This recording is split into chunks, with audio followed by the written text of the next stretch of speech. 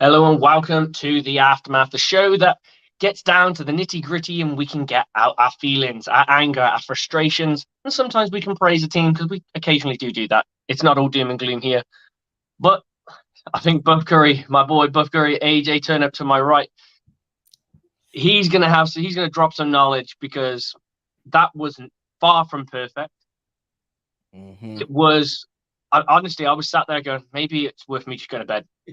Honestly, and I was like, no, I'll stick it out to the end because this game's not actually over. It's still winnable.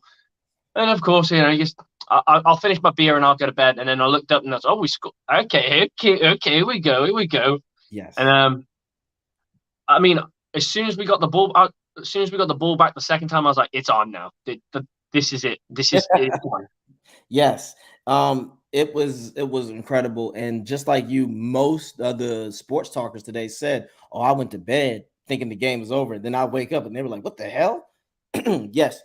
Again, those guys showed resiliency, but it goes both ways because I have to be honest. Um, the Saints did give us opportunities, but that's what bad teams do. And we just played a better game of taking advantage of their misfortunes because Ingram, if he gets that first down, that's game because they can just drain the clock. Also, that throw again that they did on 3rd and 1, that was idiotic because that ball was damn near intercepted by Levante. Now, can you imagine Levante? Nobody was there. If he catches that, he might pick six it. So it's Mhm. just both teams were struggling, but the Saints were the better football team for 55 minutes. It's just Brady and his greatness and the team rallied together and said, "We're not going to let this happen." And accountability came in and belief.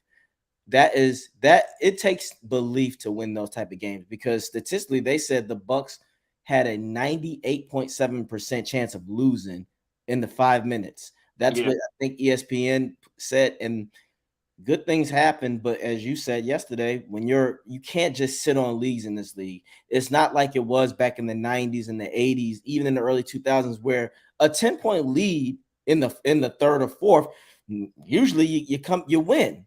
But Hmm. not in today's football. No, the You quit. offense is too much. If you got to be up 24 points, in my opinion, to say okay. And even then, you have to keep in mind You're still trying to control the clock. You're not exactly. just teeing off and throwing as many deep shots as you can. You're playing smart situational football. You're playing Um, smart just situation. hit on this, guys. Hit that like button, strap the Yes. subscribe button, sack that notification button, and you can intercept me and AJ Turner in the comments. Please do. We appreciate it. If anyone wants to come on, let us know. We'll put the link out and we'll get you guys on here and you can vent your frustration. So, um, Yes. Amen. for you, AJ, while I go and pump this out for a split second so people can come on if they want to. Yes, What sir. was your biggest takeaway? As in, what was your like? Okay, that was the moment. That was what that was the catalyst, so to speak, that got everything going. Well, to be honest, the catalyst was the drive before the game winning drive when they had to march 90 yards up the field. You saw something in these players. I saw something that needs to be reciprocated for 60 minutes instead of just five. It was simple urgency. It was we got to get it together. I got to go back and see if Brady had called those like most of the plays, but you saw this team light up and they became something different. Again, um, taking deep shots was necessary, but again, you're on to something when it comes to Evans being the guy just to get penalties or interference because that worked in our favor. But I'll say in that instant, the Saints corner just didn't want to give up a touchdown because Mhm. if he doesn't grab Evans, that's a touchdown. Oh And yeah, yeah. yeah, he Sometimes, doesn't grab. sometimes you, sometimes I've done it myself. When I play corner, Mhm. I jumped in for a game because we were so low on corners. I went in. I got the Yeah, pass. I got a pass interference. But I didn't think it was a pass interference, and I had a whole team rally around me and said, "Don't even worry about it. At least you stopped it." And I was like, yep. "We can always stop it. It's a refresh of down. So don't just think of it as it restarts out. They didn't score.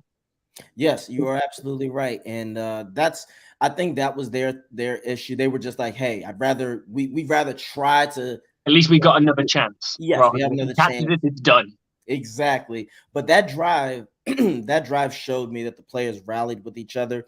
They were there. And that also, in my opinion, that set a spark in the defense because now the defense was hell bent on getting the ball back. Like that Keanu Neal hit. Job, That was job, just job had to be done. it had to be done. NASA did his thing, but also as much as I don't I get tired of Bowles, he did something very clever. He kept Joe Trianca out of the game and put Nassib and Nelson in because I like that combo. they were more physical, and that is a credit to Bowles understanding.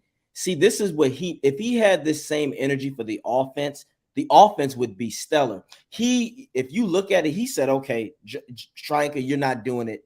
I got to get you out of here because we got to win this game. And he put in more physical presence because I don't think Joe would have gotten that sack. NASA, the way that he bull rushed and he got nasty with it, and he was fundamental. He grabbed him. That was smart. Joe would have just ran past him and Dalton would have stepped up and threw a laser somewhere.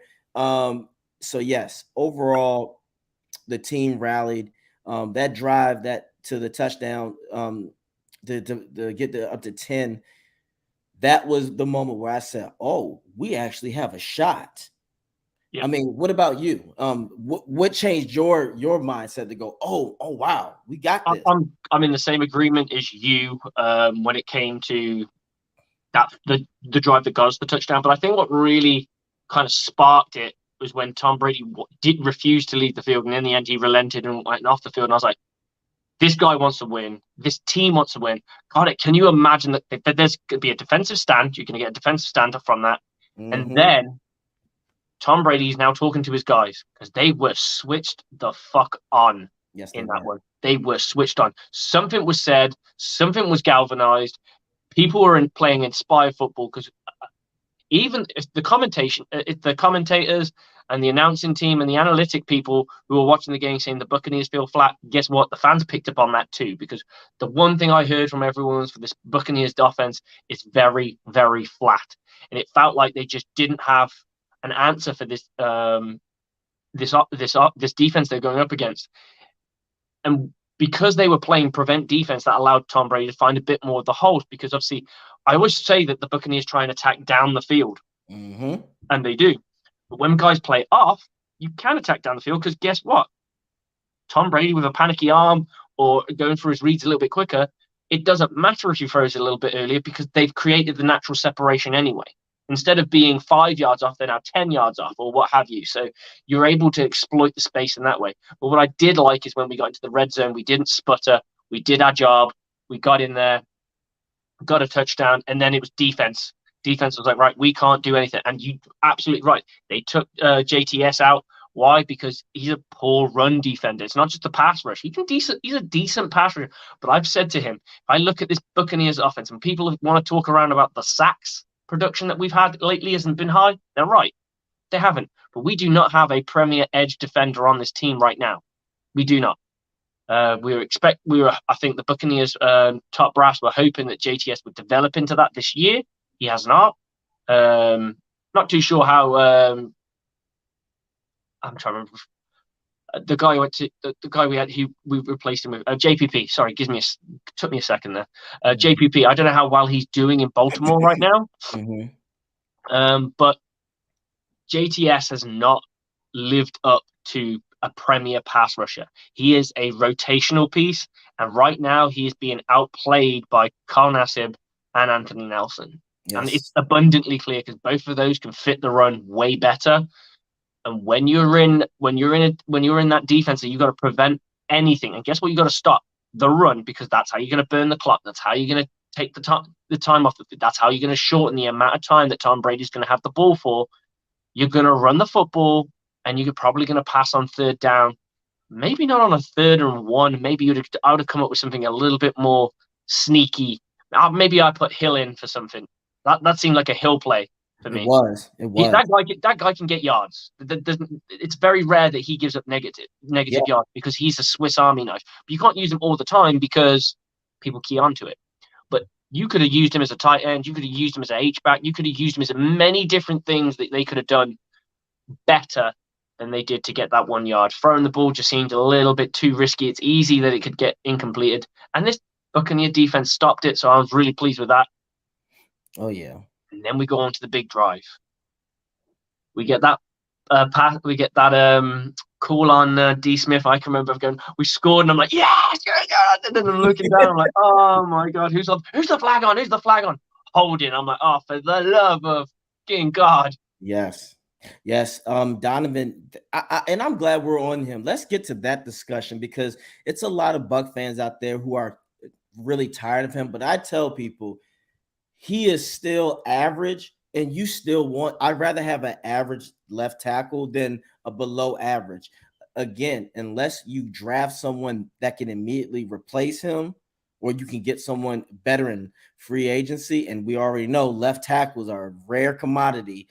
You have to accept him for who he is. And also, that is coaching's responsibility to help. If you see that he's going to get beat, this is what you should do. Get someone to help him. Chip, again, you always say this. We both say this. Get Keith. Chip, or you put a tight end on the wing with him. Yes, you have. And you get a natural double team.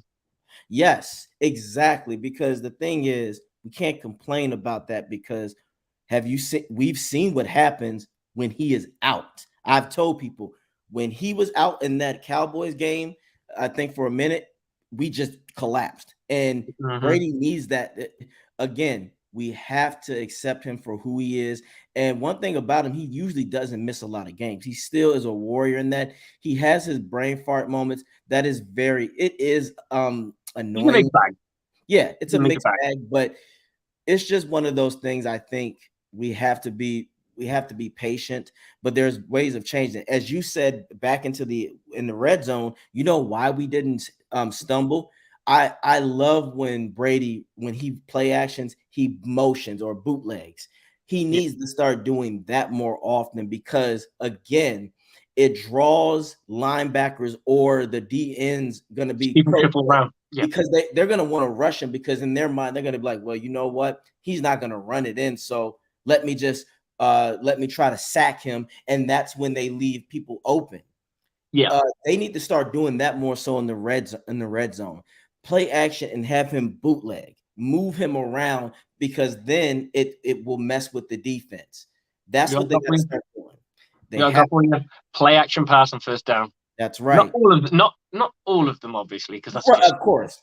But you do one of those here and there, you will catch a defense off guard, especially an ill-disciplined defense. And that's how they got. And Otten, Otten's hands, I tell people, Otten has good hands for a rookie. They're really good. I told people because in the at the end of the fourth when he dropped it, I said he didn't drop it. A defender was on him. I'm telling him, like, guys, these guys when they're trying to catch, a corner's duty is to slap that shit out of your hand.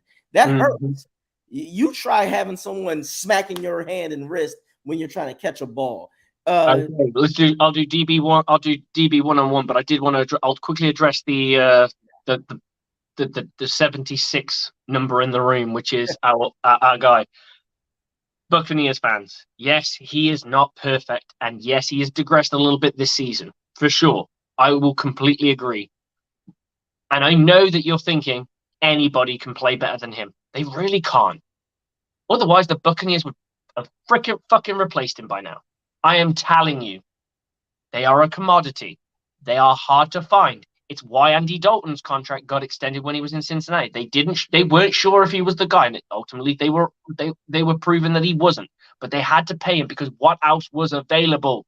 Exactly. Yes. When you have a guy who can play quarterback, wow, not amazingly wow, never going to wow anyone. You got to remember, Andy Dalton took a team on an 11-win streak at one point. He's been in the playoffs. He just can't win playoff games. That's the only problem. He does struggle a little bit with prime time. But the Red Rifle has been a decent quarterback in this league. Now, we talk about him like he's trash because, well, he's not top tier. I mean, if you're not top tier, you're trash. That's it. But he's a serviceable guy, and I believe you me, he will be with teams as a backup for probably the rest of his NFL career, unless he can find someone that clicks. But When you have guys like that, they're just irreplaceable. And I know you're thinking, oh, I can just go and get something. You won't. I'm telling you, there's nobody out there. Nobody's going to let their quarterback go. Brady only left was because he was pissed off. We only have this quarterback shuffle every now and again, and it takes a disgruntled quarterback to leave his team. Most teams will do whatever it takes to keep them because they're like, well, we don't know how we're going to survive. And the biggest problem with the Patriots was Bill Belichick thinks he's bigger. He's the system. He is the product. He's everything. So he let his quarterback go, thinking, well, he's probably out to pasture now. Let whoever wants him have him. It doesn't matter because I'll bring in the next one and I'll get him to the same level. Yep. And it ultimately hasn't happened. And Tom Brady's proven that he's more than just this product of a system. Exactly. You are absolutely right. And that goes back to what? Ego. Again, Belichick's ego is what threw Brady out the window because he said, I can do better, not realizing he's not just any old quarterback. This is once in a generational type of guy. Mac Jones has yet to prove anything. Now, people will say, give him a chance. Okay, we understand that. But in the meantime, you have to understand, like you said, it doesn't just most quarterbacks just don't come in and instantly turn it on. That's not how it works. You have to learn. Most of the greatest quarterbacks had to learn behind somebody. Mahomes didn't just come in the league and just rip it up. No. He had to learn. I think people like the Justin Herberts and Burrow stories, and it's like that doesn't happen for everybody. No. Everybody is different. And even look at Herbert. He puts up big numbers, but he doesn't win. Right. Herbert is literally the new generation Phillip Rivers. Yes, that was the name I was just about to come out with. I was like, that's all he is at this point. He's going to go to the playoffs a couple of times, and he'll fizzle out a few of the times. And I don't know what it is, because it's almost like there are quarterbacks who are really talented, but when it comes to making the plays when the real lights are on, when it's playoff time, when it's prime time and the real lights are on, they're more reliant on the playability around them. Yes. And then you have player makers like a Joe Burrow, who it doesn't matter how big the lights are, they'll still perform. And not everyone's like that. No, you can't teach that. And one thing that so basically Burrow reminds me of Brady because Burrow doesn't zoom in on one particular guy. He goes to who's open. And here's the thing. He's athletically better than Brady ever was. And he can take hits. He knows how to move and run. That guy got hit a lot last year. Exactly, because his line is garbage. But again, he found a way. Burrow is the type where Burrow likes to win. He doesn't care how he wins. Herbert, to me, like if his stats aren't at that level, he's like, I don't say he plays for stats, but he's a guy like when he's on, he's on. But when he is off, he's off. And that team is not going to go anywhere. And like you said, if the coaching staff don't find a way to get better talent also and help and get a defense to help him, he's going to be another Phillip Rivers. And it's like, yeah, exciting to watch, but you know that they have their limits. So I think what you said was great. Tampa Bay Buc fans out there, trust me, if Donovan Smith was so easily replaceable, it would have happened. A left tackle, you want the best of the best because that is the guy who is going to protect your QB's blind side. Like somebody asked me, do you think the Bucs could trade for the left tackle for the 49ers? I said, yeah, right. We'd have to give him a first round for that guy. That's the best tackle in football. More than that as well, I think, because they know they won't be able to replace him. Exactly. When you have a player that if you got somebody groomed, ready to go, that's when you go, you know what? We don't mind this guy going because we think the next guy we got in our roster is gonna be he's gonna replace him anyway. So this guy's days are numbered in this team anyway. So we may as well get something for him. That's not the case. No one. How many times? I mean, I don't know history of the NFL in the sense of this, but I would be staggered to find out how many premier high-end left tackles have been traded to other teams. It's not that many. It won't be many. It won't be many. It's not many because you don't give up on like you said, you better be sure to have the next person that's just as good as them or even better. For the most part, you better have somebody better because equal isn't enough because you might not. Wait a minute. Oh, I'm giving this guy. Oh, this other guy is better. So yes, you can have him. No, you don't do that. So fans, we're gonna shut this down now. Donovan Smith is here to stay. Deal with it. That is something that coaching is going to have to do to help. Now, let's just I'm going to shift more to the defensive side. As you said, we don't have a premier rusher. We don't even have a consistent pass rusher. I'll say this. The I think we've secondary. got consistent pass rushers. I just think that we're in a system. The system that it is right now is very rotational because, and I know what you mean by consistent, as in the guy who's going to stay in there. You know, and we know that the pass rotation right now is there's three main guys, right? Nelson, JTS, and Nassib, right? And is what it is. Nassib probably can be a consistent pass rusher, I believe Anthony Nelson will be in the future because he's just got better and better every year. But JTS doesn't seem to have really made those statements. I think he practices very well. I think he performs poorly because there's a reason they've gone big on him because he's been the starter. I don't see anything from him that makes him the starter. Now, I'm not knocking on him. I would love to have that kid's talent. And I'm not saying he's a terrible. I hate saying that players are terrible and what have you because let's face it, they're playing against the best of the best of the best in the National Football League. Then there's no terrible players in this. They're all really talented. That's why it's the NFL. They take whatever's best from college and turn it into a product. That's what they do. You know, there's guys who've gone to college and been absolute behemoths, absolute playmakers, and then get to the NFL and do diddly squat. Oh, absolutely. Because then now you just, again, that's why I love the passion more in college, but I love the NFL because, like you said, that's the best of the best. You're not playing against freshmen or sophomore or like much smaller talent. You're playing against somebody who's just as good or even better. And that's, like you said, that's what happens. Some of these college people, they get there and they don't succeed because it's like, wow, everybody's fast. The game is quicker. Now I have to really be on it. People adjust faster. That's the key thing in the NFL. People adjust. If you think one thing is going to work forever, for the most part, it's not. They're going to figure you out and go, okay, let's neutralize it. I tell people, you don't believe me? Go back to the Bucs Super Bowl when we neutralized the Chiefs. That was pure brilliance. That's pure football. It was knowledge. We said, look, we know what you're gonna do. We know how to shut you down. And I'm gonna go to the defense again. The secondary. Let's be real. I have to give Dean and I looked at the game more.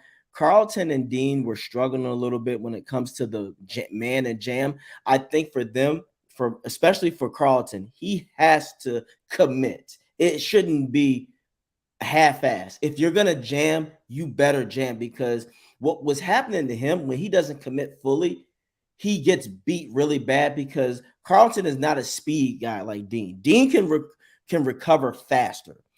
Carlton, when he gets beat, you can see that he falls or he just gets lost in the sauce. And I think that is the thing. Dean was he had his off moments, but let's be real, 27 should never see the damn field again. They picked on him the entire game, and I was feeling bad for him. I'm like, oh my God, man, you are just getting if you look at it, Dalton always that was a slot receiver, wasn't he? He's playing slot most of the time. Yeah, and Dalton just was like right here. Nickel, sorry. Yeah, nickel, and he couldn't even it was like when they put him in zone, it was awful because he looked lost. When they put him in, even in certain man coverage, he was just getting beat. And I think Sean Murphy was hurt. That's why he played. But man, talk about I know he's a rookie, but they're gonna have to. I think normally it probably would have been Antoine Winfield in that position, and I think that's where the Buccaneers got exposed because the two safeties in Keanu Neal and Logan Ryan stepped up. I mean, yeah, we know there was that brain farting coverage. I like the fact that the two captains went over to him. It wasn't aggressive. It was what went wrong. There were stern words. They weren't nasty. It wasn't how fucking dare. It was what went wrong. It felt like this is what it felt like. It was like they went up to him. What happened? And I said, this is what I love because this is how I coach. I always ask because I hate it when people just turn around and assume something. So, for example, you're playing DB. You get beat. You're with the wide receiver all the way to the end, and then you don't play the ball, and they turn around to you. Why didn't you play the ball? Or you need to get no. You're running down the field. You don't turn your head around to look at the quarterback. They turn around to you and say, "What? You need to get your head around." That DB knows he needs to get his head around. You don't need to tell him that. Trust me. You ask him what went wrong. If he turns around to you and says, "Oh, I was panicking and I was really worried to sticking with him, so I didn't look back," and then it's when you turn around and go, "Right, if you're worried about losing your guy because he might turn to the left or move to the right, he might adjust because he's going to adjust to the catch," then what you do is you put your back of your hand on his hip. So you will feel where he moves and you will naturally just drift with him. Mm-hmm. Or you turn around and go, okay, if you're that scared of looking behind you, so let's say it happens a couple of times, don't look behind you, play his hands. And you were saying earlier about K. Dotton, when his hands are up, first thing, and I tell every DB this, because DB is my specialty, that's where I came from. The weakest part of the catch is what? The wrists. Your wrists are weak. Mm-hmm. There's no power in your wrists. And the hand that's furthest away from the football is the catch hand.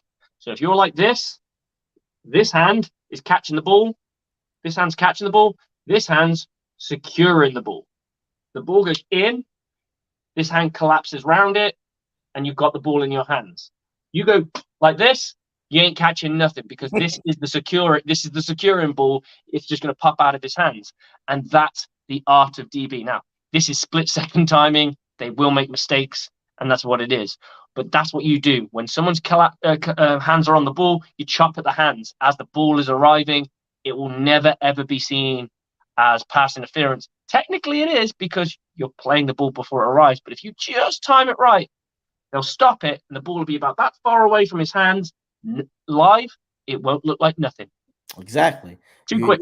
You're absolutely correct. And that's what the secondary's got to do. And again, we were short man, but this is where at that point, 27 just was lost. I'd like some D. Delaney go in. Yeah, exactly. You take him out. At that point, he has to go because you can clearly see that they're picking on him. And that's when you go, hey, I got to get you out. I get you out, and I'm going to see if someone else can do the job. And if they can't, I'll put you back in. I'm going to go with the best person I got available. If I've got to move this person, I got to move that person. That's fine. Yes, sir. You are absolutely correct because that's why I was expecting Bowles to do that, because when he took JTS out, I'm saying, yes, good job, because at that point you have to make those decisions. This is business. I'm going run heavy defense. That's what he said. I'm going run heavy. Yes.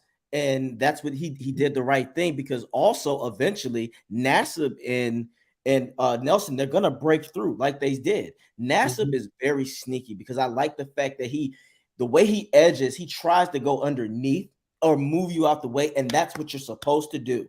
And I love it. And I think going forward, because we don't have the premier rusher in Barrett, this is where we have to pray that Hicks and Vita can stay healthy. I'm not really worried about Vita, but Hicks, he's a major I want them to blow up that line, because you're missing one guy. Yeah. Underappreciated guy here. Yeah. William Goulston. No one gives that dude the respect that he deserves. That dude I've been trying to tell people, and they're like, oh, because they looked at he's got quite a heavy, he used to have a heavy contract. And they're like, oh, he's not. I think some people still think we run a 4-3. I really do, because they're like, so we got this guy. We got. I think they still last year and the year before that, a lot of people seem to think Sue was playing defensive tackle. Now he does in some certain looks, because we do play four-man line and we do a three-man line. But for the most part, we are a 3-4 defense, and that means your guys up front are William Goulston, it's Hicks, and it's Vita Vea. Yep. Don't get it twisted. If you look it up, Goulston's in there a lot. And he's a very, very savvy run defender. Oh, absolutely. He's been that way ever since we drafted him. I tell people he knows how to use his 6'7" long frame. Trust me, if he was available, other teams would grab him within the second. They would be like, wow, because he's Yes, I Second agree. longest guy tenured on this Buccaneers defense by 1 year. Yep, exactly. We have to. Oh yeah, he's an unsung hero, and that's because I think he's more of a quiet guy. He doesn't have the big flashy. He wasn't a high draft pick. I think he went to Michigan State or something. Yes, Michigan State. That's Yeah, it. Spot on. he's not your Vita Vea, your first round guy. He's not those guys, but yeah, they're gonna have to really, um, they're gonna have to be the anchors in the trenches. And for the love of God, Bowles needs to stop doing 3-man rush. It's not working. That's not how it's gonna. Because there were plenty of times. That's why Keanu Neal had to be the hero on 3rd and 17. Why are you just rushing 3? Because Put pressure. I think it was just that if you think of it in that sense, it's not the worst thing in the world because you've got more people in coverage, and I think he was like, this is an obvious passing down, so it allowed the windows that everyone has, or the zone coverage if they're in zone. The zones are smaller when you have more people, and they only needed to complete one. So what happens is you end up going. If you go 3, that means you've got 2 guys. If they went 1 guy deep, I'm trying to do my math here. Sorry, I do. Take your time, man. Take your time. But you basically got roughly about 7 guys in shallow zones. Yeah. If you go in zone, and you can go man and double team certain key people that could be danger men. And I think that's probably why. But it worked out in the end. But I know what you mean. We've done it in the past, and it's a little bit like, why are we doing this? Like, are Yeah. we not trying to get to the are we not trying to get there? But I assume he thinks it's an obvious passing down and he wants to add something more. But big shout out to William Goulston because he is the Buccaneers nominee for the Walter Payton Man of the Year. So big shout out to him. I hope Giving he you a gets bit of love there, William Goulston. I hope he gets it. I really do. And I'm hoping I want to just get one more thing out about this Saints game. I mean, because we're done with it now. But if you had to give the offense and the defense a letter grade, where are we going? Let's start with the offense. Let's get our vegetables out the way so we can enjoy our fruits. Enjoy. Let's get on the main course and the meat. Yes. All right. Okay. All the quarters bar that last bit. I'm going E. Ungradable. It was. I'm sorry. It was abysmal. Now, don't get me wrong. There were points in that game where they moved the football or they did things. I felt like the drive where White fumbled could have been something more had he not fumbled. I felt like that was a drive that was really starting to fizz and pop. But unfortunately, it got snuffed out by fumbling. Other than that, I had not seen anything from them that I've been like, oh wow, this. The first drive was very promising. There was so much more. There's so much meat on that drive. It's just a crying shame that they just could not convert it. Yeah, I'm not impressed, and I'm going to give the offensive coordinator a big fat D too. Yeah, I'm going D's. I'll give D's. But if we want to go further with this offense, running backs, I'm giving running backs a C. I'm going to give the wide receivers a C. Give the offensive line a C. I'm going C's everywhere, and then all of a sudden, the D's going to be because of Byron's poor play calling and not being situational. Even Tom Brady's throwing was not even a B caliber. It was poor at times. I don't know. There were times where the wide receivers had their moments. We just couldn't finish it, and I think that's the hardest part. Yes. We just couldn't put it all together until those 2 drives that we do. All I would say to Byron is, see those 2 drives? Take those drives, work out the plays that had the most success, and add them into your regular shit because that shit worked. Yes, it did. Amen. If that is your regular shit, then you need to tell Tom Brady just be tough in the pocket. Be tough in the pocket. Yeah, or just give him the keys and say, "Hey, when it's come to certain, I feel like when each possession they should switch it off. One possession it should be Byron. It's a pure Brady, and then the other one. Because that's how you evaluate. Be like, you know what? This drive, Byron, you call the shots. Next drive, let's see Brady. Because man, I'm telling you, that would be a great sign. But I'm gonna let you finish. Go. What about your defense? You gotta give us the grades for the defense.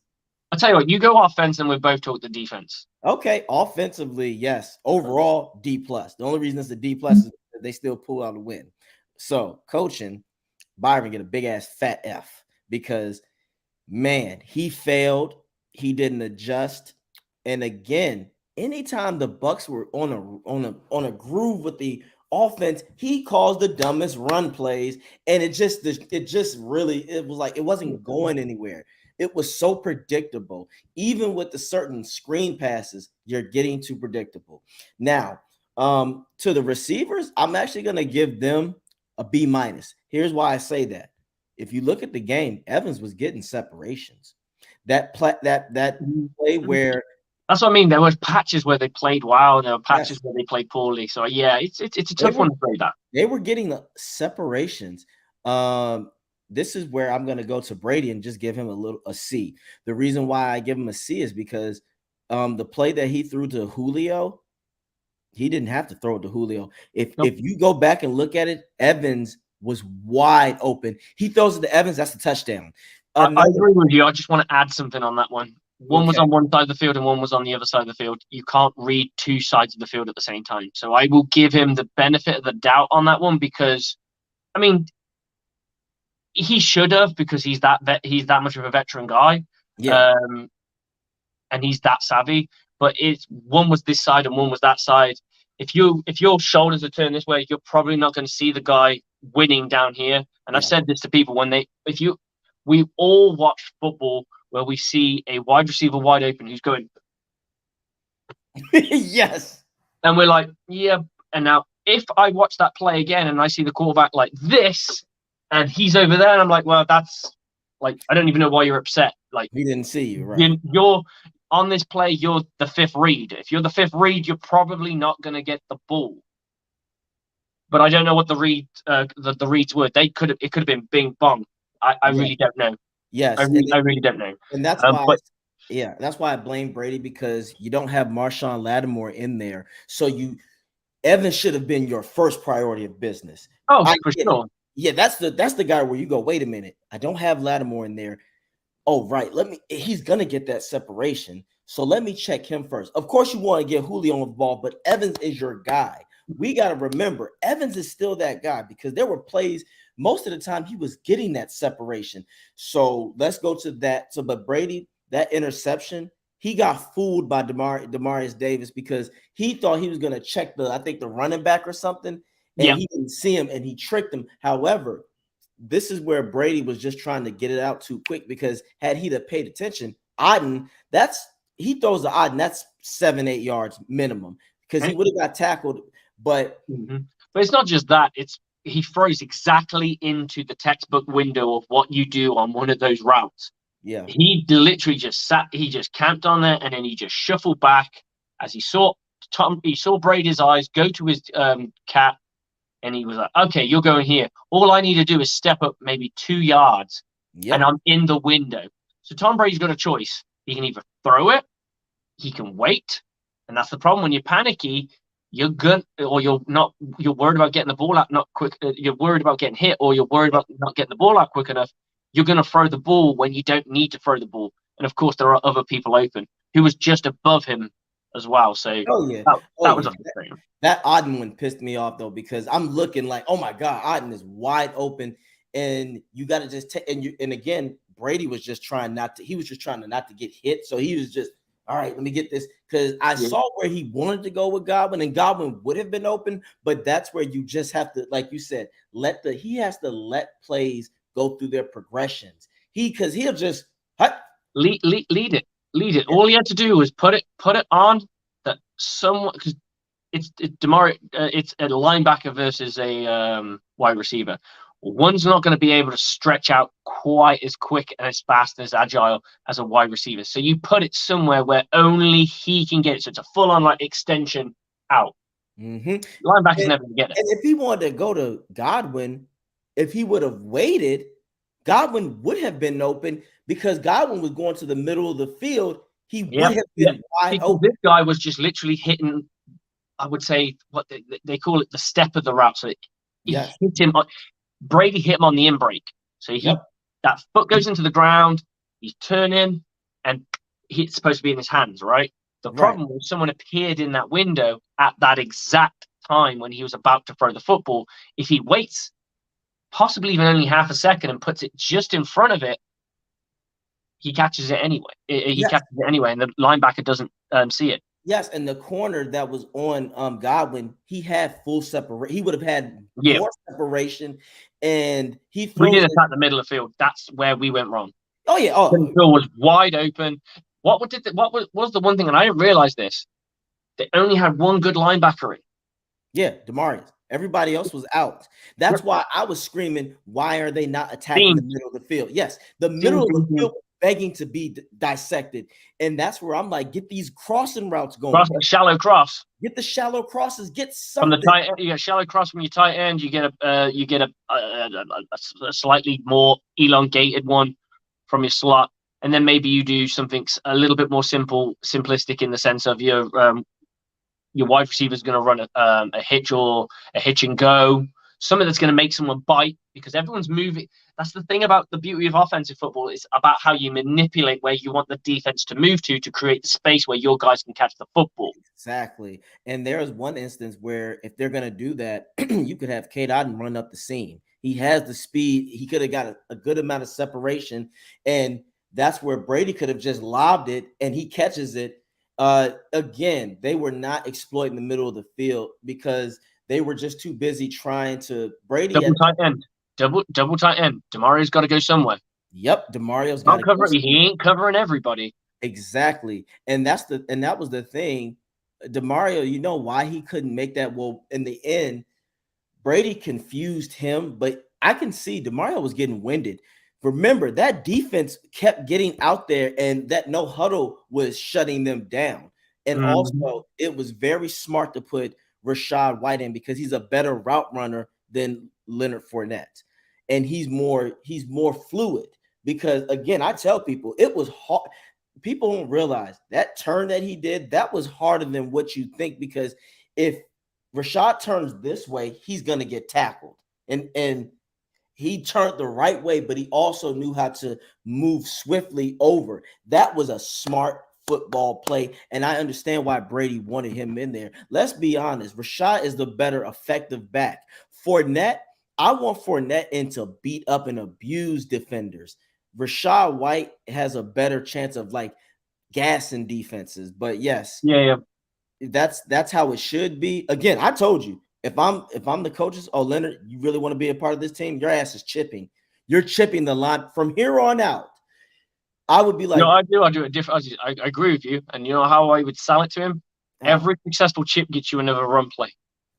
Exactly. That you got to, and that means he's hungry. And he's like, I'm gonna fucking have everyone. Exactly. I want all the fucking run plays. And if you look at it, he was running more like forward. He wasn't dancing. Yeah, he was running forward and he was getting yards. And that's what I want to explain to Fournette. It's like, Fournette, you're a big ass dude.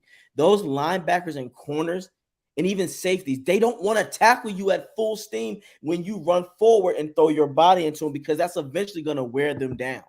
That's what Fournette needs to do. Here's the interesting thing. We were talking about Demario Davis was the only real factor in the linebacking core. Yep. Why didn't we run more? Because we abandoned the run after a while. A guy got injured, and when you see a linebacker get injured, they're going to fit him in with a guy who's not quite as good. You're still using your two good guys. Rotating. We were never out of sight in that game, but hey, it didn't matter because it worked out in the end. But there are opportunities in the third quarter and the early part of the fourth quarter where we could have ran the ball a little bit more smartly. And here's one thing: a lot of people and big news has come out that Jalen Darden's been cut. He's now hit waivers. I'm not sure why, to be honest. I know that he doesn't look pretty when he runs with the ball, and when he catches, and he tends to run straight out of bounds. But you know what? I don't watch other teams to know what their guys are doing. Some people run straight into contact. Some people don't. He doesn't. But his punt return average is 6th in the league. That means he ain't trash. I think there's a little bit more to this. This might be bringing someone in. Yeah. Everyone wants to see Scotty Miller take punt returns because he's quick. And I want to just add something here. Just because he's quick doesn't mean he's a good punt returner. No, and do you want a guy that small to get blasted and rocked? By a linebacker. Exactly. That is usually those guys that come up and make those hits. Yes, that first of all, we have to be real. He is the only big speed threat we have on offense at the receiving position. Why would you not want him used there better? He has the speed to, let's be real. Scotty Miller's speed is devastatingly fast. Your gut, like most corners in the league. I don't think he can turn. I don't think he can turn and keep speed because they give end arounds to people like Julio. They give that that slot motion, and then sometimes the slot motion becomes a handoff into a run play, into a sweep. Mm-hmm. But they only do like a Godwin. They only do it, and Godwin's not fast. He's fast, but he's not super fast. And I'm pretty sure that Julio Jones is nowhere near as fast as he used to be. So he's a half step behind he was. They don't use him in that way, and there's got to be a reason for it. You don't take your fastest player and not using him in positions, because if you've got a fast sweep guy, he can be devastating. But it's that turn up field that is, I reckon, that is his problem. That's why his route tree is a little bit more limited, and he's getting better at it. I do believe that he's getting better at it, and I think that's the same reason why he's not punt returning, because eventually you're going to have to turn the corner on someone. Eventually you're going to have to. You can't just take the ball and run straight ahead. You're going to have to turn. Your body's going to have to, and I think that's where people will catch him. And as you said, he's a littler guy. He gets blasted by a linebacker. That ball could quite easily be popping out. And that might be something that the Buccaneers have seen in him. We've seen him as a gunner, and he's good as a gunner because he puts pressure on teams to fair catch quick. You see a guy running downfield, and he is breathing on you before the ball's in your possession. You are going to automatically fair catch that shit. Yes. And if you don't, and it's going to be one of those plays where it could be bouncing into the end zone, he's got enough speed that he could possibly make a play on the ball and pop it back in bounds, so it doesn't ever go there. That's why I see him more in the gunner role than the receiving ball. Also, we don't know if he can receive a punt, because and he's still jumping when he's yes, he's always still jumping. It's like, damn it, stop jumping, man, because that's another way to get blasted. You're gonna jump and lose your momentum. I think, but with the Darden situation, they're making room for someone else now. I think so. Like, couldn't they be getting Bernard back? Bernard is back. Bernard is he's due to come off. I don't know if he's already come off IR, but he is due to come back off IR anyway. So yeah, he could be activated and put into that position. I'm not sure, because I haven't seen much from him. I don't know if that would have been a thing I would do. Bring him in, let him have a game, see if he can outplay Darden. If he's outplaying Darden, put it in. We've been talking multiple times today about how, and I'm a firm believer, if you don't have a guy that's going to do the job either the same or better, don't bother. Because if you take a punt on a guy like the Buccaneers did with JTS, he has not played as good as JPP. That's a fact. There's no two ways about it. Agreed. JPP injured was still better. I agree. I agree 100%. So I'm a bit worried that I'm hoping he goes to practice squad and no one touches him and that he's still available. But I would like to have seen them bring somebody in and then let them have a moment. And if they outplay Darden, then fair enough. Bring him in. People just think that they go with the eyeball test, and he doesn't look pretty when he runs. He really doesn't. He falls over a lot. He runs straight in. He dances a fair bit. Yeah, he does. And it is frustrating, because sometimes you think if you didn't dance and you just ran, you probably would have reeled off another 3 yards or another 4 yards or maybe more. I don't know. And I think that's the frustrating thing with Darden. But at the same time, is if you don't know you've got somebody who can actually do the job better, you're not just going to bring any Tom, Dick, and Harry in. The Buccaneers haven't had a good punt returner in God knows how long. It's not that they're going to just find somebody off the streets. Yeah, those good punt returners are probably not available. Yeah, the last great guy was Peanuts, and that was during the Gruden and Raheem Morris era. So that's been a long time ago. That's been about 3 coaches ago. So yeah, Exactly. we have got to realize, no, 4 coaches ago. So yeah, we have to realize it's yeah, everybody, there's a reason why people are on your roster. I do think though, so now that we have talked about the offense, let's go. I'm gonna go to the defense about the grades. I'm gonna give the defense a B. Because they held their own. Now overall, now when it Yeah. comes to safety, I still got to give Keanu Neal B plus. The reason why, because he made that hell of a bone crunching hit, and Stepped up when that's he needed to. And yeah, guys, I just want to add this to about Keanu Neal. Sorry to cut you off, yeah, AJ, because you're making a very valid point. Hasn't he been injured for quite a while? yes, yes, So that's he comes back from injury.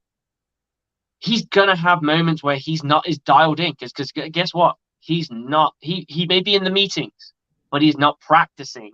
He's not practicing his coverage. He's not getting better at his craft. So he may have a brain fart here and there.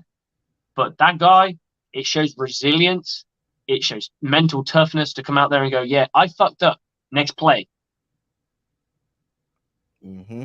I agree, and that's why I give him a B plus because he could have easily bailed out mentally. He said hell no, and the way that he did it, and the simple fact that he knew how to hit him legally. Because let's be real, we've had a Deshaun Golston on our team years ago. He would have got a penalty because instead of using his head the right way, he would have just been playing to injure instead of just knock the ball out. So Keanu Neal did a smart thing. Logan didn't do bad to me. I give him a B. He He's wasn't very awful. quiet, wasn't he? Yeah, he had He obviously did his job because obviously we didn't give any exactly. negative.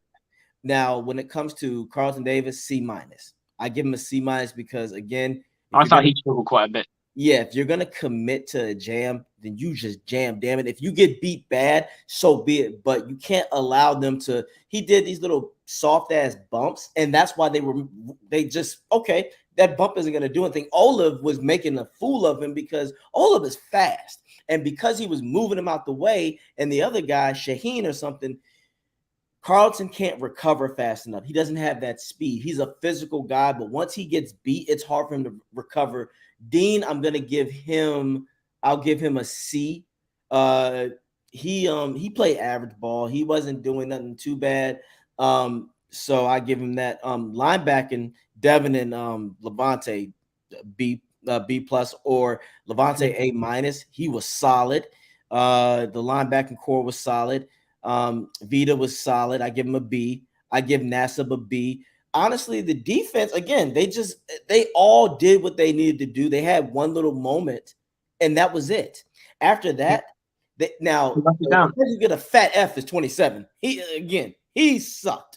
But again, I was like, Slick, you would have done a better job because there were times where he just sat there. I'm like, why are you sitting there and allowing him to just Lights were a little too bright. Lights were a little too bright. I guess so, because he looked so lost. And then when he did try to commit, he committed Bambi. poorly. It was like, Bambi. damn.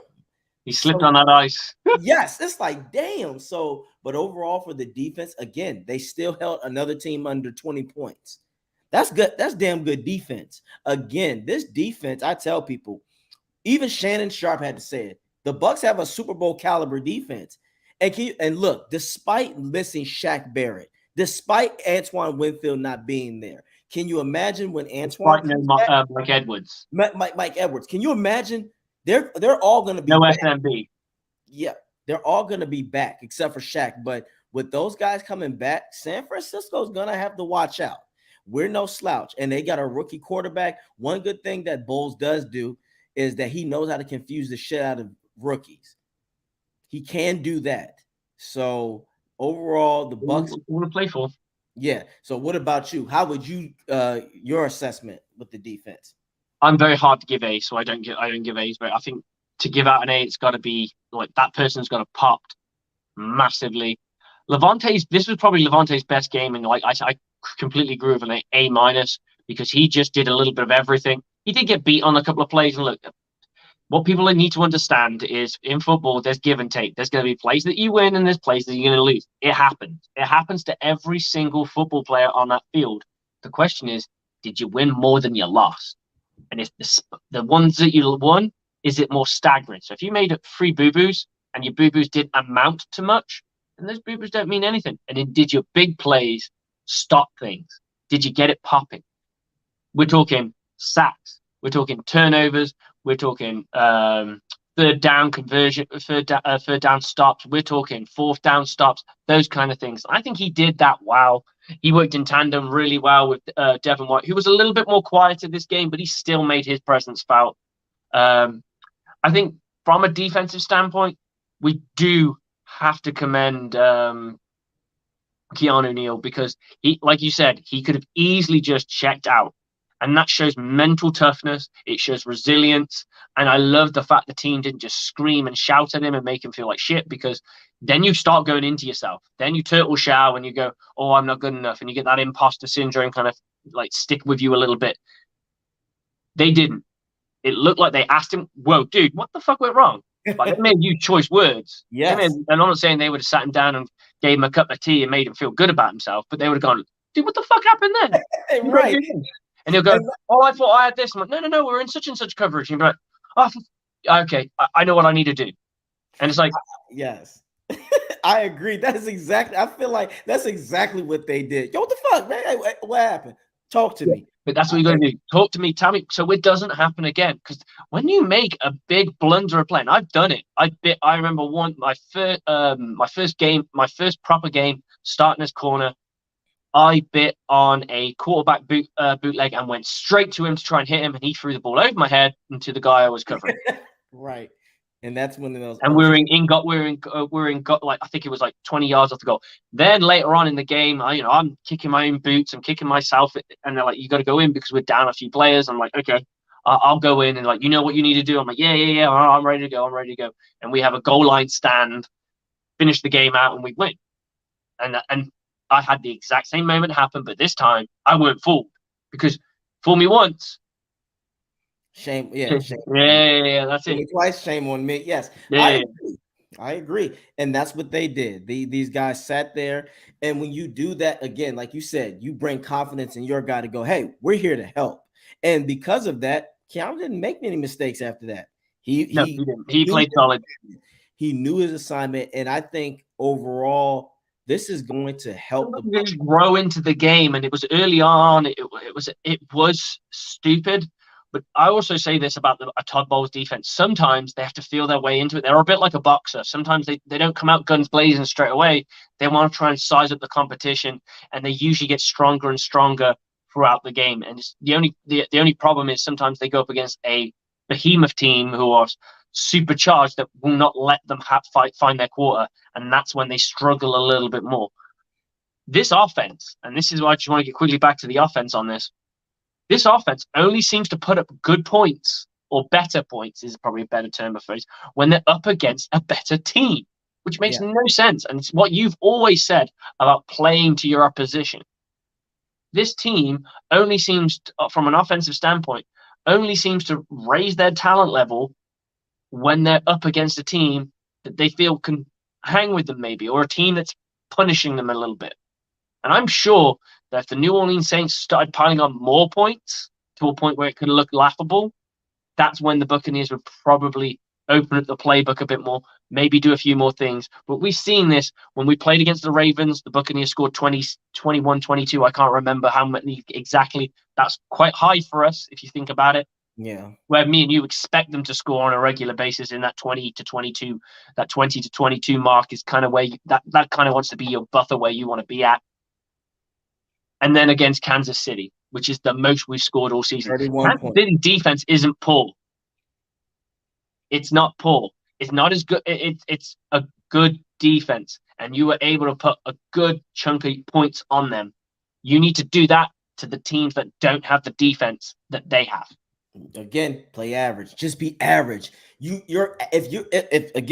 they go into San Fran with an average offense and that defense is still on point, there's no reason to say that this team can't beat this team by 10 points. I believe the Buccaneers need to get takeaways to beat San Fran. I agree. I'm 100%. I'm glad we're shifting over there. We ain't going to be here all night, but we're going to finish up in the next minute or two. Yeah, I just wanted to ask you this. You already said it. takeaways will win the game on defense, right? I agree. I feel the same way. I think the secondary is going to have to come out of nowhere and take advantage of a rookie quarterback. So they can't have no catches. They need to make it happen. And the offense, at this point, they're going to have to do this: run the ball, short passes, and take some deep shots. Those are the things. And at that point, we'll discuss more of that. But yes, I do agree with you.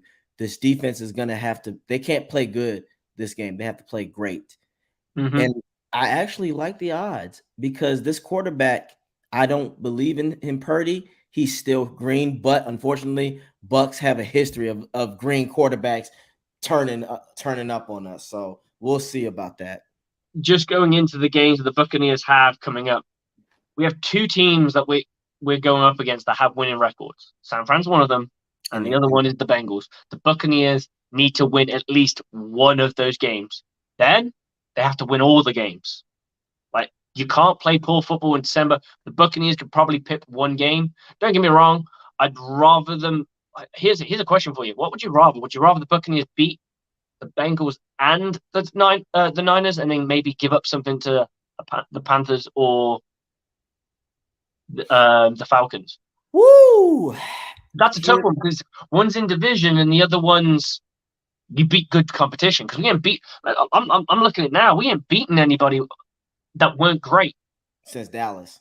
And Dallas was still its first game of the season. So yeah, they were fresh. Yeah, no, I agree. I would rather the Sea Pigeons. Yeah, the Seahawks, the Sea Pigeons. Yes. No, honestly, I would rather. Let's be real. Falcons. The rest of the NFC South is done.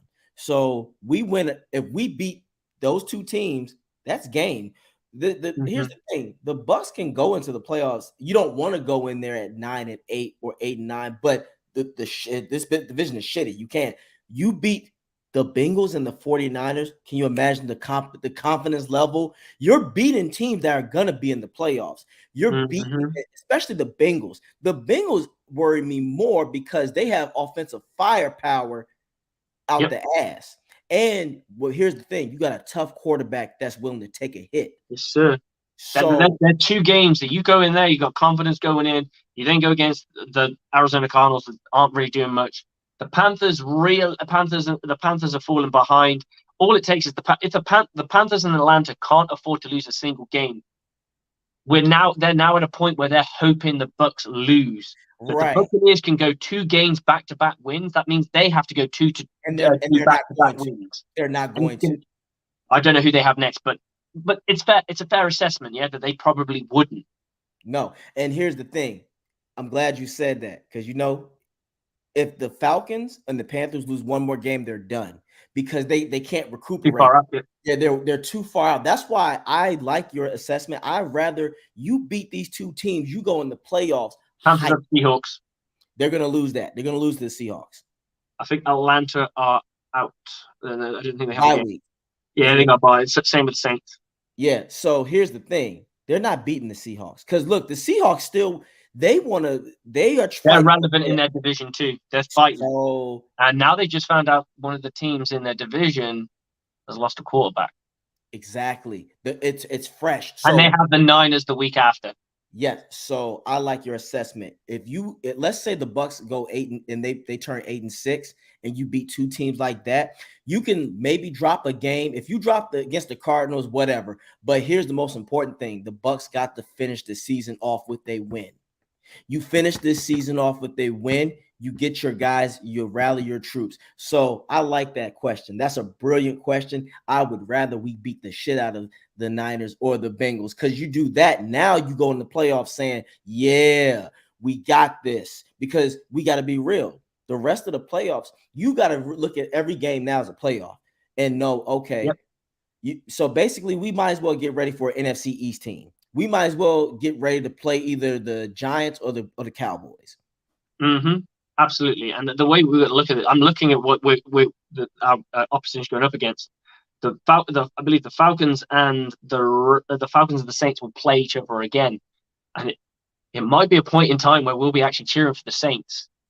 Oh God! Ugh, I know. because the Falcons are the only team that they're the closest to us, right? So And they're still down two. They're still 2 games behind. yeah, So I think if they lose one, and then they got the Ravens in week 16. that's a loss because the Ravens got a lot to play for. Yep, Ravens got a lot to play for too. I don't really see that any of these teams really doing No. anything. Hell, they might start tanking so they can get better draft picks, especially the Panthers. They have nothing really to play for. That's what I'm saying. Nobody else in the NFC South has anything to play for. The Saints, after this game, they lost it. That's why Cam even, Jordan made that comment. The Bucs aren't the same like they used to be. So now it's just the rest of the NFC South is all right, guys. Let's just get better draft picks. Let's just get better draft picks. We're not going anywhere. Not just that, it's different when the Buccaneers know the division's hinging and they need to beat their opponent. They needed a win this week. It wasn't desperate. Right. They're going to go up again. They're going to go up again. They probably, I think, out of all the games, I probably want them to. If they had to drop one game, it'd probably be the Cardinals. Right, and if they drop that, that's not so bad. You just go, we will. We had a bad day. Right. And then you win the last 2 games of the week, the last 2 games of the year. You want to win them because they're the last 2 games of the year and they're your divisional rivals. You end up going in. The Buccaneers would be 10-7. So yep, they're not bad. It's not the worst thing in the world. Yeah, we're kind of like the same area where we would be when we won the Super Bowl. So we were 11-5 when we won. So I don't care about that, but I'll let you go ahead. I'm going to end this off. But if for everybody else out there, you can find me at Flex Luthor Instagram, Flex Luthor _813, A Turner 24 for Twitter, AJ Turnup at YouTube.